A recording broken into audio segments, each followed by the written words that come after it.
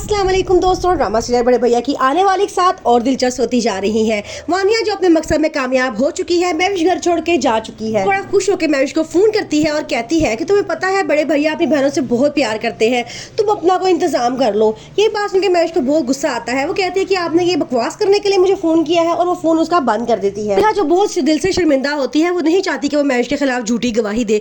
वो ये सारी बात अपनी बहन और अपनी मुमानी को बता देती है कि शुएब ने मुझे धमकी दी थी कि वो मुझे तलाक दे देंगे और मेरी बेटी इरम मुझसे छीन लेंगे। अब वो कहते हैं कि हमें क्या करना चाहिए। मुमानी कहते हैं हमें कोई ऐसा प्लान बनाना चाहिए जिससे महविश भी वापस आ जाए और तुम्हारी तलाक भी ना हो और ना ही तुम्हारी बेटी तुमसे छीनी जाए। वो उसे बहुत समझाती हैं कि तुम उसकी बातों में क्यों आई हो, ऐसा हो ही नहीं सकता कि वो तुम्हें तलाक दें, क्योंकि अगर वो तुम्हें तलाक देंगे तो यहाँ से जो पैसे उसको जाते हैं वो जाना बंद हो जाएंगे और वो ना ही तुम्हारी बेटी को संभाल सकता है, क्योंकि उस घर में कोई बच्चे को संभालने वाला है ही नहीं।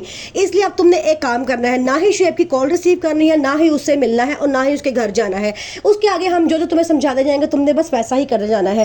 फरिया कहती है ठीक है, लेकिन मुझे बहुत अफसोस है भाभी के लिए, मुझे बहुत बुरा लग रहा है। वो मेरे लिए इतनी अच्छी थी, मेरा इतना ख्याल करती थी और मैंने ही उनके खिलाफ गवाही दे दी है।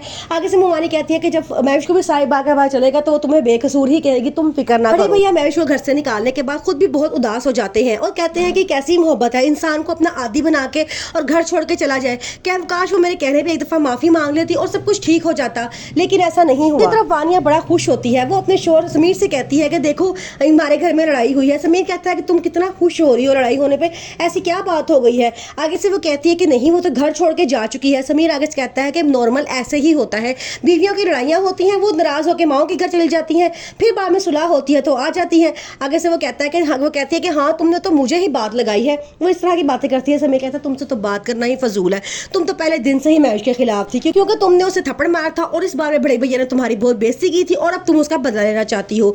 वो आगे से कहती है नहीं ऐसी कोई बात नहीं है, आप लोगों ने गलत मेरा अपने दिमाग पे बना लिया है। अब वानिया खुश खुश पूरे घर में मंडलाती फिरती है। उसे लगता है कि उसे दोबारा घर का कब्जा मिल जाएगा, महविश कभी वापस नहीं आएगी, लेकिन ऐसा नहीं होगा। जैसे ही महविश को सारी हकीकत का पता चलेगा वो खुद सब कुछ छोड़ छाड़ के अपने हस्बैंड कबीर के पास आ जाएगी और एक अच्छी जिंदगी गुजारेगी। दूसरी तरफ मिशेल ने भी अलमीर से कह दिया है कि वो शादी के बाद घरदारी नहीं करेगी, बल्कि वो तुम्हारे साथ लंदन सेटल होना चाहती है। अलमीर जब ये बात सुनता है तो बड़ा परेशान होता है। वो कहता है कि नहीं ऐसा नहीं हो सकता, मैं अपने बहन भाइयों के बगैर एक मिनट नहीं रह सकता। आगे से वो कहती है तो तुम तो सेटल इंसान हो, इतने साल बाहर जिंदगी गुजार कर आए हो, अभी भी तुम उनके बगैर नहीं रह सकते। तो वो कहता है कि मुझे पता है कि वो साल मैंने कैसे गुजारे हैं, अब मैं मजीद उनके बगैर नहीं रह सकता। और मैं तुम्हें भी कहता हूँ अगर तुम्हारा कोई ऐसा प्लान है तो तुम अभी मुझे जवाब दे दो।